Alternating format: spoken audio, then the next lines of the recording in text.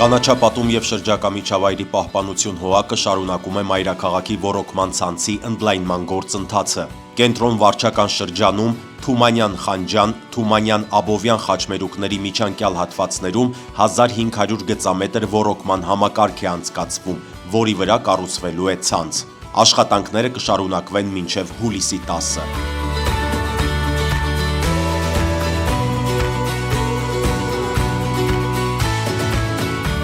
Շենգավիթ վարչական շրջանի Անանուն փողոցում ևս ջրագծի անցկացման աշխատանքներ են։ Անցկացվելու է շուրջ 1000 գծամետր ոռոգման ցանց։ Այստեղ տևական ժամանակ ոռոգում չի կատարվել։ Աշխատանքները նախատեսվում է ավարտել մինչև հունիսի 20-ը։